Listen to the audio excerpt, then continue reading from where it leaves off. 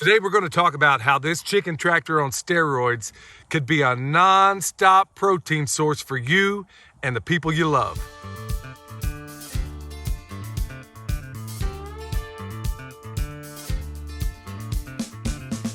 This is Perma, Pastures farm in action.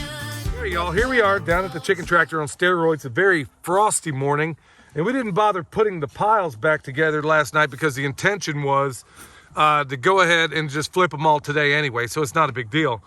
Does pose a couple of problems, and we'll talk about that here in a minute.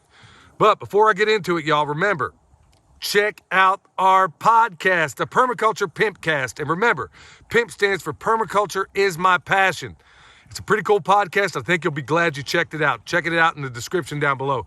Also, tomorrow or Saturday, October 22nd, Toe River Campground. Be there, be square. We're going to be there with Renewed Homestead, Metcalf Mills, and a bunch of other folks out there. So RSVP at renewedhomestead@gmail.com. At the end of the month, we're also going to have that concealed carry class. We don't get anything for it. We just need the training for some of the people in our family. All right, let's talk about this. Chicken tractor on steroids, and I'm always excited when we talk about this. Now, as I described, as you can see, there's frost on it. And the reason why is because we didn't stack the pile up at night because we were intending to reuse it. I mean, we were intending to flip everything. It's that day when we flip it, and we still will. But, and by the way, if you're wondering why I got some of these rubber gloves on here, another little tactic you can use is if you put rubber gloves on the outside of your hands, even when you got frost on it, that stuff will get your gloves wet, get your hands wet. This is actually a way to kind of keep that from happening. All right, so here's one of the piles. Let's just kind of open it up and see what's going on in here. Ooh, look here. Had I piled that up, you can see the steam coming up off of it, but this pile is less active than the one down the hill. So you see a little bit of steam coming off of it. But let's go on down here. Let's check this one out. And like I said, at the end of every day, we'll try to kind of halfway, not put them together, but kind of stack them halfway back up. Let's see what we got down in here. Look here.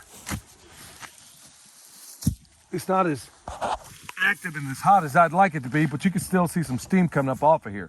So if I were to take that waterer, if I stack this stuff up, just so you know, in the colder weather, for those of you doing it, you stack that water on here and put a little bit of stuff on the outside, it ain't ever gonna freeze, especially if you take care of your piles. All right, y'all, now let's get into the pièce de résistance of the whole reason you're here watching this video today. We're gonna flip all this stuff, but as for those of you doing it at home, let me just kind of point out what's gonna happen. Before we let these birds out, we're gonna move the fences down as they ought to be going, okay? And because our hoses are frozen in, I know it's gonna be nice today. We're gonna let the sun kind of, do its thing and thaw out the hoses. So we'll have it all set for when we're able to go ahead and flip the piles. Now, right now, like I said before, permaculture and preparedness overlay with one another. Let's not forget that. Hang on, I'm gonna walk back this way and I'm gonna stick my feet. I'm gonna do a William. This is what he used to do to keep his feet warm back before we had decent boots, or we knew decent boots were available. So I'm gonna stand right here in this pile and let it kind of warm up my footsies, you dig? All right, and wow, it does work. So here's what we're gonna talk about today. We got 50 birds in there, okay? 50, 5-0. To work this system, and we talked about it in a lot of our live demonstrations, is all I really need, especially with this kind of bird, is 21 to be able to make this whole thing work, okay? You could even do it with fewer. But when we're doing 1.5 cubic yards per week, that's about the golden number that we need. 21 when it's a big bodied bird like this. So think about this. In these times where things are unsure, where feed costs are gonna go through the roof, I don't need to go through all those stats. You already know what they are. But like I said before, we are about providing solutions. And that's what we do. So why couldn't you, or me, or anybody else in this system extract, let's say 20 birds and put them in the freezer? Or take some of those birds, put them over here, or maybe take some of the birds. We have our layers in close proximity to the meat birds right now. Why couldn't I incubate some of these eggs? Now, if you think you got to have exclusively meat birds for any of this stuff, I got news for you. They're all dual purpose. meaning that you can eat them or you can use them to lay eggs. So why couldn't you extract what you need out of here in terms of protein, keep the rest of them going, reintroduce new? Look, it's a never-ending cycle. You can do that within this system. Think about that. In this system, we are producing, it's all spread out right now so you can't see it so much, but this is one of the younger piles. We are producing 1.5 cubic yards of finished compost per week, okay? What are we gonna do with that? You see that apple tree right there? I could sit there and I could dress it if I wanted to. I could turn back around and put it in my high tunnel over there. I could go ahead and prep some of the beds that I'm gonna need in the spring. I could take it, I could make this stuff, I could turn it into potting soil. We've done videos on that. You can sit there, I mean, think of the number of ways in which this system can look after you. I can sit here, even though I got straw here, out, you can't probably see it right now, but all through these woods, you have more leaves than I could hope to deal with. But I'm not gonna take the fertility from here. I could drive through town whenever I happen to go, and everybody and their great-grandmother has bags and bags and bags of leaves that are already minced up that I could be using in this system. You see the benefit of all this? So, all right, here's what's gonna happen today. All we're gonna do is move these fences, as I stated before. We're gonna move the chicken tractor, let these guys out. We're gonna have it all set for when we do have time later, when these hoses thaw out, to go ahead and do it. So you don't have to do it all at the same time.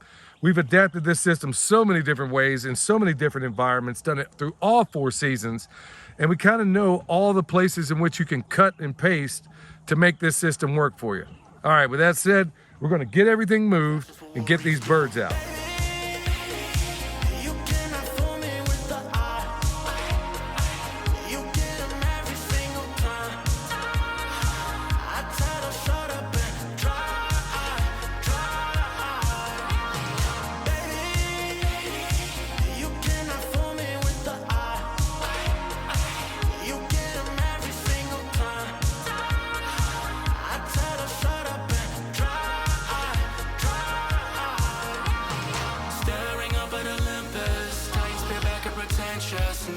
Decades of vintage, new Babylon built on contentiousness.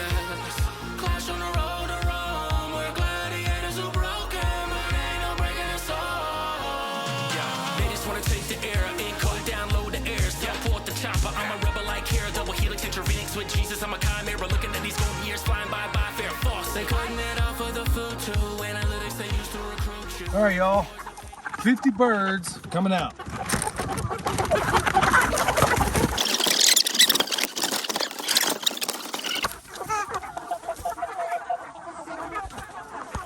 All right, so we're at the point right now. Well, they're a little bit aggravated. We got them out later than normal. So they're gonna get in this cage and they're gonna figure out, oh, they didn't feed us yet. So they're gonna be a little bit aggravated at this point. So like always, we're gonna do what we always do. We're gonna take the rubbish they had over the week. We're gonna put it on top of there. Then we're gonna feed them their scraps. And then they're gonna extract their protein out of there. But look, the most important thing that I'm trying to convey in this video is you have options in this system.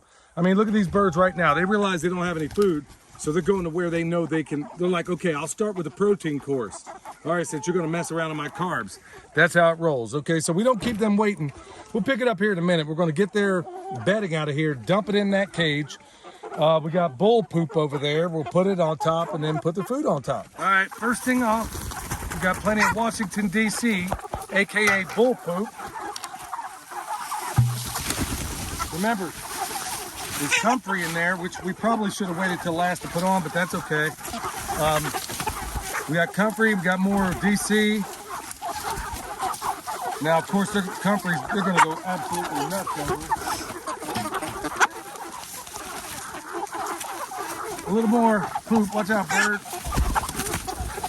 Now, if you don't have this bull poop, I know a lot of people don't, that's okay. That's why we layer it every day. Watch the playlist. We show you how to make this stuff, how you make some pretty awesome compost without the benefit of bull poop. But we have it, so we're gonna use it. So, more DC, birds. There you go. We got some of these old white pumpkins. They're gonna go nuts on that. Take every seed off of it. They're all rotten. They didn't work out. So we'll put these in there. Now, when you put in things like pumpkins and squashes and stuff like that, you're gonna have to bust them open. Watch out. Look at that. Feeding frenzy. All right, take it easy, bird. We got some more. Yeah, break them up. And then we got some, my buddy Barrett, give me some persimmons. They're going, persimmons are funny, y'all. They, you got about a day. When they're ripe, they're ripe. They don't wait for nobody. So we got a couple of them that didn't pan out. Thanks a million, Barrett. And then finally we got their food scraps, which we'll get all in there. All right, bird. Okay, whole lot of rice in this batch. Tortilla chips, stuff like that. All right, so let's come full circle with all this, y'all. These guys are in here, they're grown. We can absolutely, of course, there's Michelle doing what she does. We could absolutely, positively, we could have processed these guys probably a month ago if we wanted. At this point, we can leave it on the hoof as long as we want. You know why? Because we're feeding them food scraps. We got plenty of comfrey around this place. Believe me, they will eat that. They will eat all this. But I guarantee they always start with the comfrey. So they're gonna eat that. They're gonna eat everything in here.